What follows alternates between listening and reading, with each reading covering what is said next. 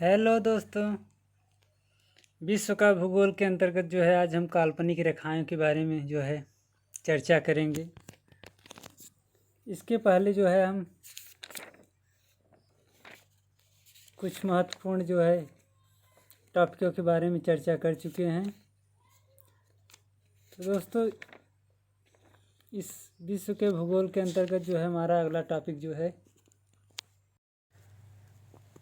तो दोस्तों, विश्व के भूगोल में हमारा अगला ये टॉपिक काल्पनिक रेखाएं एवं समय।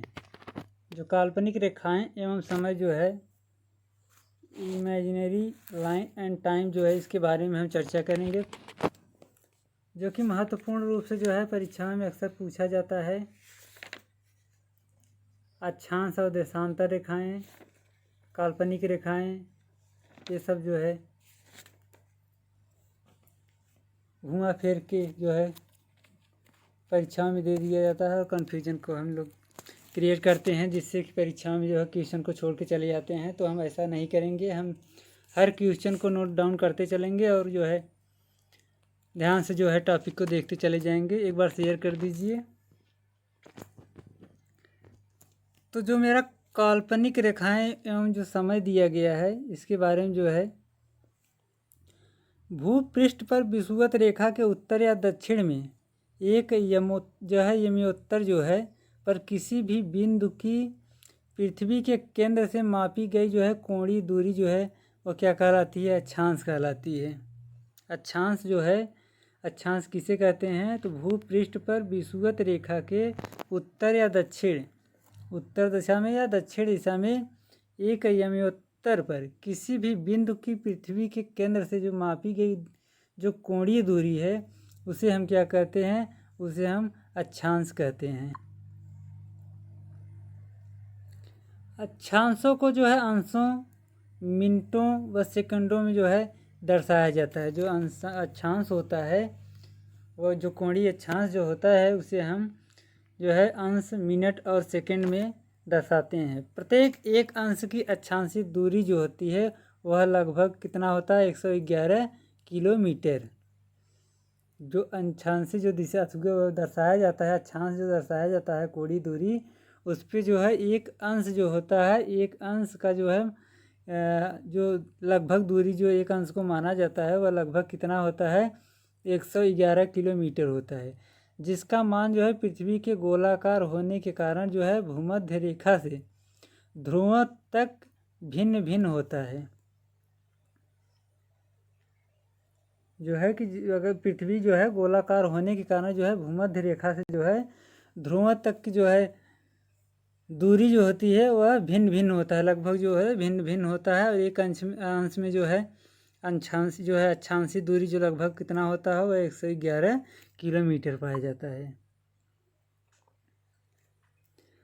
किसी स्थान की कोणीय दूरी जो प्रधान यमोत्तर मेरिडियन जो कहलाता है, के पूर्व या पश्चिम में होती है।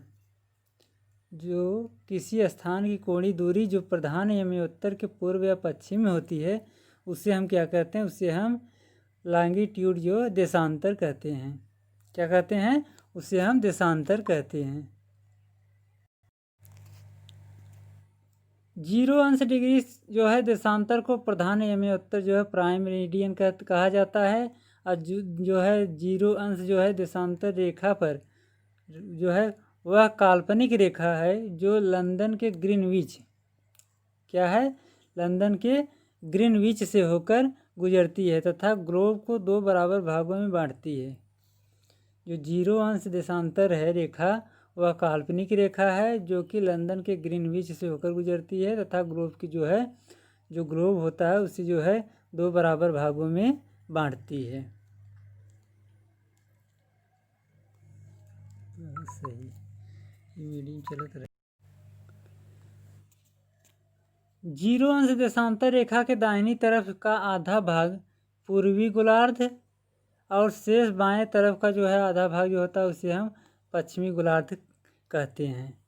जो 0 डिग्री देशांतर रेखा के जो दाहिनी तरफ का भाग होता है, उसे हम पूर्वी गोलार्ध, और जो बाएं तरफ का जो होता है, उसे हम पश्चिमी गोलार्ध के नाम से जानते हैं उसे हम पश्चिमी गोलार्ध कहते हैं और पूर्वी गोलार्ध। 0° जो है देशांतर से पूरब जाने पर प्रति देशांतर 4 मिनट की दर से समय आगे चलता है, जबकि पश्चिमी जो है समय जो है पीछे चलता है। जो हमारा 0° देशांतर है उस देशांतर उस बिंदु से, वो केंद्र बिंदु से जो है हम जितना पूरब जाएंगे, पूरब जाने पर जो है प्रति देशांतर जो होता है वह 4 मिनट की दूरी जो है आगे चलता है, जो है हमारे घड़ी के अनुसार जो है 4 मिनट की दर से जो है वह आगे चलता है। जबकि जब पश्चिम दिशा में हम अगर चलेंगे, उस 0° जो है देशांतर से जब हम पश्चिम दिशा की तरफ चलेंगे तो हमारा जो है 4 जो है मिनट की दर से जो है हमारा समय जो है वह पीछे चलता है। प्रधानमंत्री जो है द्वारा ही अंतर्राष्ट्रीय मानक जो समय है, इंटरनेशनल स्टैंडर्ड टाइम जो है अंतर्राष्ट्रीय मानक समय, जो कि ग्रीनविच माध्य से जो होता है GMT, ग्रीनविच माध्य समय जो है टाइम जो है GMT का जो है निर्धारण होता है। जो हमारा प्रधानमंत्री जो होता है वो उसके द्वारा अंतर्राष्ट्रीय मानक जो बनाया गया है, जो इंटरनेशनल स्टैंडर्ड टाइम जो है अंतर्राष्ट्रीय मानक बनाया गया है, वह हमारा जो है ग्रीनविच माध्य समय का जो है निर्धारण करता है, निर्धारण होता है। GMT का जो है निर्धारण होता है। 0 अंश के दोनों ओर 180 तक के देशांतर रेखाएं होती है, जो संख्या में कुल मिलाकर 300 जो है 60 अंश होती है।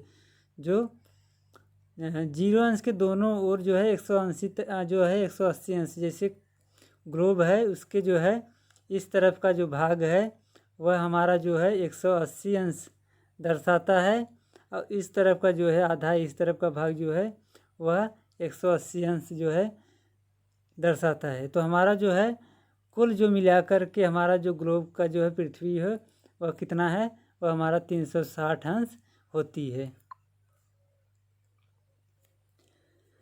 एक अंश देशांतर की विषुवत रेखा पर दूरी जो होती है वह 111.32 किलोमीटर के बराबर होती है, जो ध्रुव की ओर कम होती जाती है। जैसे जैसे हम ध्रुवों की तरफ बढ़ते जाते हैं, जो हमारा ध्रुव होता है ध्रुव की तरफ जैसे जैसे हम बढ़ते जाते हैं, वैसे ही हमारी जो है कि जो विषुवत रेखा पे जो दूरी होती है वह कम होती चली जाती है, वह कम होती चली जाती है। पृथ्वी गोल होने के कारण जो है 24 घंटे में 360, जो हमारा एक रात और दिन मिलाकर के जो 24 घंटा माना जाता है, 24 घंटे में जो है 360 अंश घूम जाती है। कौन सा घूम जाती है? जो है पृथ्वी गोल होने के कारण, जो पृथ्वी गोल है इस कारण जो है वह 24 घंटे में जो है 360 अंश जो है अपने ध्रुव पे जो है अपने केंद्र के जो है केंद्र पर जो है वह पूर्ण रूप से घूम जाती है। अतः एक अंश देशांतर की दूरी तय करने में 4 मिनट का समय लगता है। एक देशांतर जो है एक अंश देशांतर की दूरी तय करने में जो है 1 मिनट का समय लगता है। कितना है? 4 मिनट का समय लगता है। इस प्रकार जो है प्रत्येक 15 अंश देशांतर पर समय में 1 घंटे का अंतर होता है। जो है 15 अंश जो देशांतर है उस पर जो है समय में जो है 1 घंटे का अंतर होता है। जैसे एक अंश पे जो है हमारा कितना है 4 मिनट, जो है 4 मिनट है, तो 15 अंश पे जो है देशांतर पे तो 4 का गुणा हो जाएगा कितने में 15, तो हमारा जो है 60 मिनट हो जाएगा। 60 मिनट कितना बराबर होता है? 60 मिनट जो होता है हमारा 1 घंटे के बराबर होता है। इसलिए इसमें दिया गया है 15 अंश देशांतर पर जो है समय में कितना 1 घंटे का अंतर हो जाता है।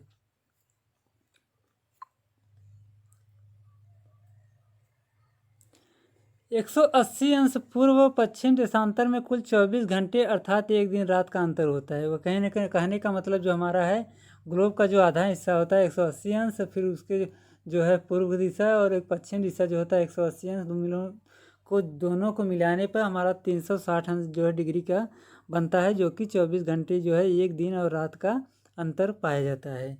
पृथ्वी पर जो है 180 देशांतर के लगभग साथ साथ स्थल खंडों को छोड़ते हुए निर्धारित की गई काल्पनिक रेखा को हम अंतर्राष्ट्रीय तिथि रेखा, इंटरनेशनल डेट लाइन जो है इसे हम कहते हैं अंतर्राष्ट्रीय तिथि रेखा कहते हैं।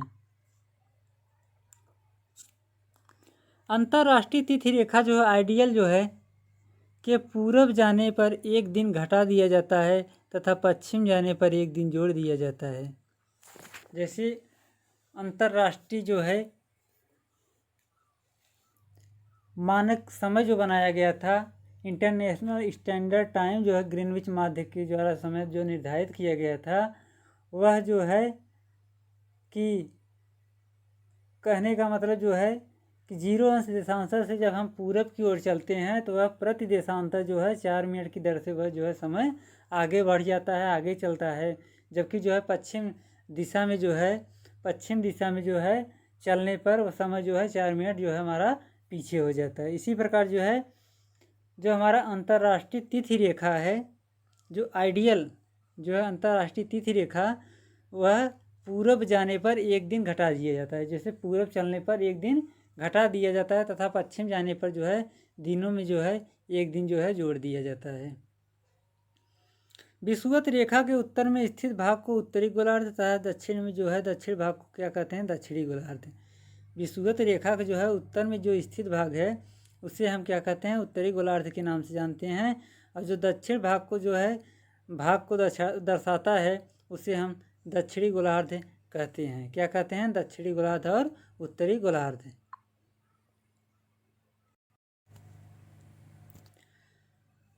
सूर्य के उत्तरायण और दक्षिणायन जो है, उत्तरायण और दक्षिणायन की सीमा को संक्रांति या अयनांत जो है कहते हैं। क्या कहते हैं, संक्रांति। जो उत्तरायण में स्थित जो है सीमा, उत्तरायण सीमा को हम संक्रांति और जो है दक्षिणायन सीमा को जो है अयनांत के रूप में हम नाम से जानते हैं। अधिवर्ष जो है लीप ईयर जिसे कहते हैं, अधिवर्ष में 366 दिन होते हैं। जो हमारा लीप वर्ष होता है उसमें एक दिन जो है बढ़ जाता है, एक दिन जो है ज़्यादा रहता है और सामान्य वर्ष से, इसलिए जो है लीप वर्ष में जो है 366 दिन माना जाता है और 366 दिन होता है। तथा वह प्रत्येक चौथे वर्ष आता है। लीप ईयर में फरवरी महीना 28 दिनों के बजाय जो है 29 दिन। कहने का मतलब जो हमारा लीप ईयर है वह प्रत्येक 4 वर्ष के बाद आता है। कितने वर्ष बाद, वो 4 वर्ष के अंतराल में वह हमारा जो है लीप ईयर हमेशा आता रहता है। और लीप ईयर में जो हमारा फरवरी का महीना जो 28 दिनों को, जो सामान्य ईयर में जो है 28 दिन का होता है हमारा फरवरी, वह लीप वर्ष में जो होता है वह 29 दिनों का हो जाता है। इसलिए हमारा जो है 365 के बजाय 366 दिन पाया जाता है किसमें, अधिलीप जो है लीप ईयर में।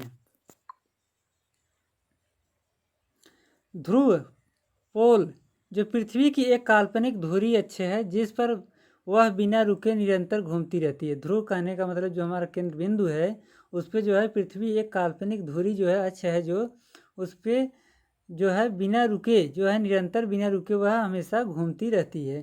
पृथ्वी की जो है धुरी का उत्तरी किनारा जो होता है उसे हम उत्तरी ध्रुव और जो दक्षिणी किनारा होता है उसे हम क्या कहते हैं, दक्षिणी ध्रुव के नाम से हम जानते हैं। एक मध्यमान रेखा के ऊपर से किसी नक्षत्र के 2 बार गुजरने में बीच की अवधि को हम क्या कहते हैं, नक्षत्र दिवस, साइडल डे। नक्षत्र दिवस 23 घंटे व 56 मिनट की अवधि क्या होता है, कितने का होता है, 23 घंटे व 56 मिनट की जो है अवधि क्या होता है हमारा नक्षत्र दिवस।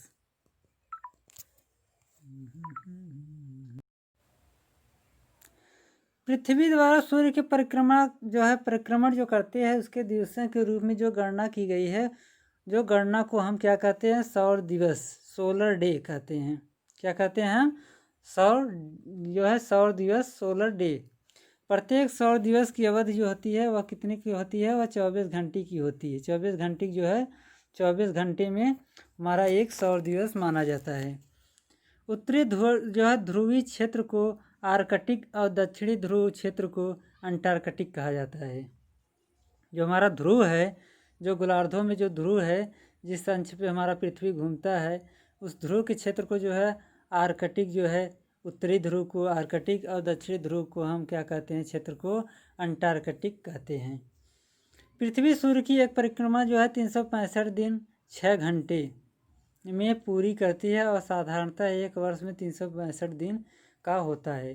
जो हमारी पृथ्वी है वह सूर्य की एक परिक्रमा जो करने में कितना समय लगता है, तो एक परिक्रमा जो है करने में 365 दिन जो है, एक वर्ष जो है 365 दिन और 6 घंटे, यही हमारा जो है 6 घंटे जो है 4 वर्षों में मिल करके 24 घंटे बना लेता है, जिससे कि 24 घंटे में हमारा एक दिन माना जाता है। इसलिए जो है लीप वर्ष जो है प्रत्येक 4 वर्ष में जो माना जाता है कि हमारा प्रत्येक 4 वर्ष में लीप ईयर से आता है।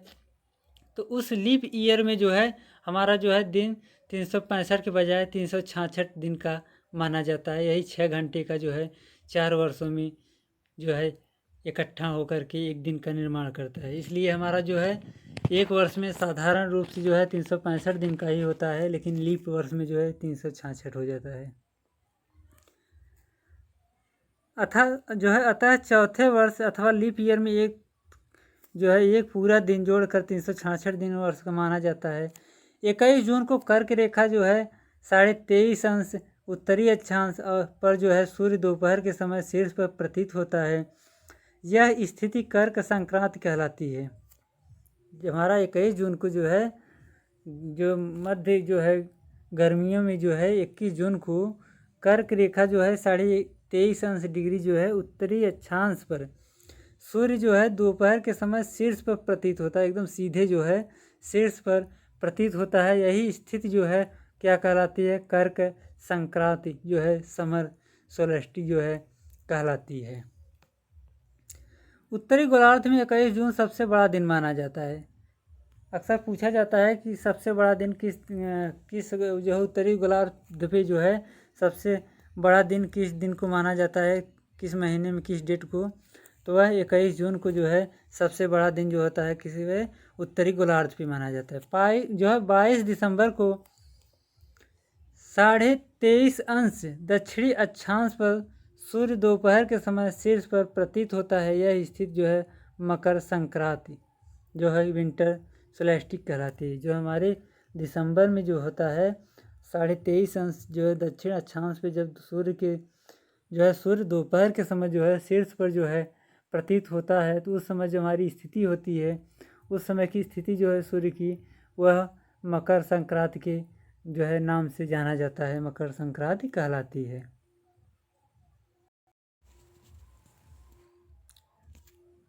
दक्षिण गोलार्ध में 22 दिसंबर सबसे बड़ा दिन जो है दिन होता है। दक्षिण गोलार्ध में अगर पूछा जाए कि सबसे बड़ा दिन किस दिन को होता है, तो 22 दिसंबर को जो है दक्षिण गोलार्ध में जो है दक्षिण गोलार्ध पे जो है जो हमारा उत्तरी गोलार्ध और दक्षिणी गोलार्ध जो 2 भागों में बांटा गया है, तो दक्षिण गोलार्ध में जो है 22 दिसंबर को और उत्तरी गोलार्ध में जो है 21 जून को जो है सबसे बड़ा दिन माना जाता है। चंद्रमा पृथ्वी की परिक्रमा जो है 27 दिन 7 घंटे 43 मिनट और 11.47 सेकेंड में पूरा करता है। इस काल को जो है चंद्रमास क्या कहते हैं, चंद्रमास कहा जाता है। इसके बाद दोस्तों हम जो है आगे चर्चा करेंगे, किस पे करेंगे चर्चा, अक्षांश और देशांतर रेखाएं। हमने इसके पहले जो है काल्पनिक रेखाएं और समय पे जो है काल्पनिक रेखाएं और समय पे जो है हमने बात किया, महत्वपूर्ण बिंदुओं पर जो है हमने चर्चा किया। अब उसके आगे जो है हम अक्षांश और देशांतर रेखाएं के जो है इस टॉपिक पे, इस महत्वपूर्ण बिंदुओं पे हम चर्चा करेंगे। दोस्तों एक बार शेयर कर दीजिए ज़्यादा से ज़्यादा। अक्षांश जो है भूपृष्ठ पर भूमध्य रेखा जो है विषुवत रेखा के उत्तर या दक्षिण एक बिंदु की जो है कोणीय दूरी है जो ध्रुवों से मापी जाती है। विषुवत वृत्त रेखा के जो है उत्तर के सभी अक्षांश उत्तरी अक्षांश तथा जो है दक्षिण के सभी अक्षांश जो है दक्षिणी अक्षांश कहलाते हैं। जो विषुवत रेखा है उसके उत्तर के जो सभी अक्षांश पाए जाते हैं उसे हम उत्तरी अक्षांश, और जो दक्षिण के सभी अक्षांश पाए जाते हैं उसे हम क्या कहते हैं, दक्षिणी अक्षांश कहते हैं। अगर सूर्य और पृथ्वी के बीच की दूरी 1/4 कम हो जाए, माना जाए अगर कि अगर सूर्य और पृथ्वी के बीच की दूरी 1/4 कम हो जाए तो सबसे अधिक संभावना किस बात की होगी, तो सबसे अधिक संभावना जो है हमारे वर्ष की अवधि कम हो जाएगी।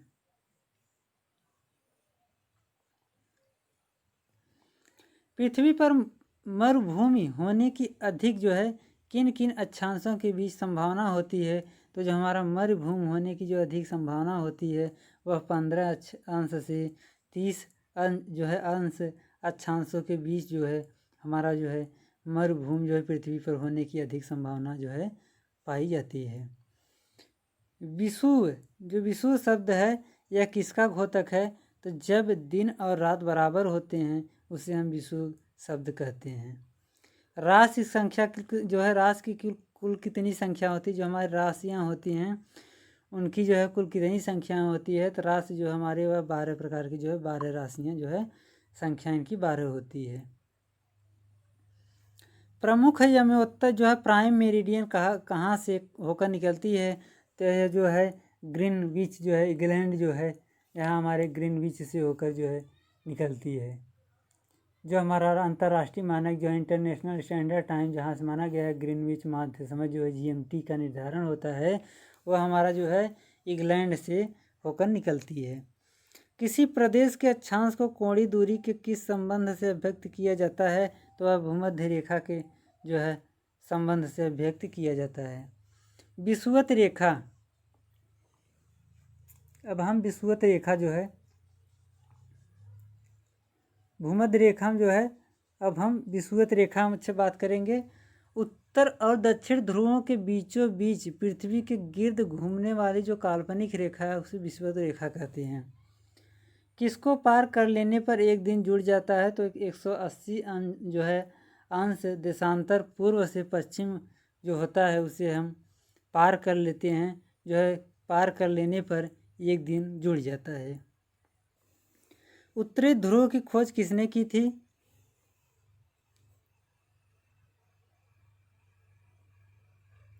हमारा महत्वपूर्ण है उत्तरी ध्रुव की खोज किसने की थी? तो रॉबर्ट जो है पियरीन महोदय जी किए थे।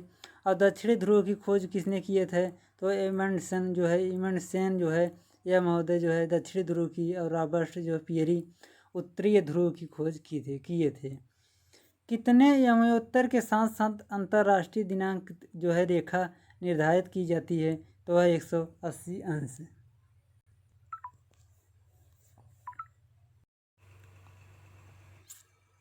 पृथ्वी का ध्रुवीय व्यास उसके विषुवतीय व्यास से कितना कम है? पृथ्वी का ध्रुवीय व्यास उसके जो है विषुवतीय व्यास से कितना कम है? तो 43 किलोमीटर है जो पृथ्वी का ध्रुवीय व्यास है उसके जो है विषुवतीय व्यास से है 43 किलोमीटर कम माना जाता है। पृथ्वी का विषुवतीय व्यास कितना होता है? तो 12,750 किलोमीटर। अब विषुवतीय रेखा पर गुरुत्व के कारण त्वरण जो है ध्रुवों पर त्वरण की अपेक्षा कम होता है। जिस महाद्वीप से होकर काल्पनिक रेखाएं कर्क रेखा, मकर रेखा और भूमध्य रेखा गुजरती है वह है अफ्रीका। अफ्रीका ऐसा देश है जहाँ पे अफ्रीका महाद्वीप जहाँ से होकर काल्पनिक रेखाएं जो है कर्क रेखा, मकर रेखा और भूमध्य रेखा गुजरती है। सबसे बड़ा वृत्त जो है कौन है? तो विषुवत वृत्त, विषुवत रेखा जो है वह सबसे बड़ा वृत्त या रेखा माना जाता है। दो अक्षांशों के मध्य जो है 1 डिग्री की अक्षांशीय दूरी जो है की दूरी कितनी होती है? तो वह 111 किलोमीटर जो है 111.32 किलोमीटर यह हमारा जो है एक अक्षांश 1 डिग्री की दूरी है। कर्क वृत्त उत्तरी गोलार्ध में विषुवतीय रेखा से 22.5 अंश की कोणीय दूरी पर खींची गई काल्पनिक रेखा को हम कर्क वृत्त कहते हैं। और मकर वृत्त जो है मकर वृत्त को दक्षिणी गोलार्ध में जो है विषुवत रेखा से 23.5 अंश कोणीय दूरी पर खींचा गया काल्पनिक वृत्त को मकर वृत्त कहते हैं। ये हमारा इम्पोर्टेंट क्वेश्चन है। उत्तरी गोलार्ध में जो है विषुवतीय रेखा से जो है 23.5 अंश की कोणीय दूरी पर खींची गई काल्पनिक रेखा को हम कर्क रेखा और दक्षिणी गोलार्ध में जो है विषुवतीय रेखा से 23.5 अंश जो है कोणीय दूरी पर खींचा गया काल्पनिक वृत्त जो है मकर वृत्त या मकर रेखा कहलाती है। इसके बाद जो है आर्कटिक वृत्त जो है आर्कटिक वृत्त रेखा जो है वह उत्तरी गोलार्ध में विषुवत रेखा से 66.5 की कोणीय दूरी पर खींचा गया काल्पनिक वृत्त जो है आर्कटिक वृत्त कहलाता है। और जो है अंटार्कटिका वृत्त जो है वह दक्षिणी गोलार्ध में विषुवत रेखा से 66.5 की कोणीय दूरी पर खींचा गया वृत्त हमारा अंटार्कटिक वृत्त कहलाता है। 0 अंश देशांतर को हम प्रधान माध्यम रेखा कहते हैं। जो हमारा 0 अंश देशांतर होता है उसे हम प्रधान माध्यम रेखा के नाम से जानते हैं। उसके बाद जो है 0 अंश से आधे दूरी पूर्वी दिशा, आधा जो है पश्चिमी दिशा जो है उस दो भागों में बांट दिया जाता है, जो कि उत्तरी गोलार्ध और दक्षिणी गोलार्ध के नाम से जाना जाता है। तो हमारा जो है अगर उत्तरी गोलार्ध में 23.5 अंश की कोणीय दूरी खींची गई अगर काल्पनिक रेखा है तो वह कर्क रेखा, अगर दक्षिणी गोलार्ध में अगर 23.5 अंश कोणीय दूरी पर खींचा गया काल्पनिक रेखा है तो वह मकर रेखा या मकर वृत्त कहलाता है। उत्तरी गोलार्ध में अगर 66.5 अंश की कोणीय दूरी पर अगर खींचा गया काल्पनिक वृत्त है तो वह आर्कटिक वृत्त कहलाती है। और जो है 66.5 अंश कोणीय दूरी जो है दक्षिणी गोलार्ध में जो है विषुवतीय रेखा पर अगर खींचा गया है तो उसे हम अंटार्कटिक वृत्त कहते हैं। तो दोस्तों हमारा जो है काल्पनिक रेखा और अक्षांश और देशांतर रेखा के बारे में हम जो है चर्चा किए। इसके आगे हम जो है पृथ्वी की गतियाँ, मोशन ऑफ अर्थ, इसके बारे में हम चर्चा करते हैं। तो चर्चा तो करो भाई।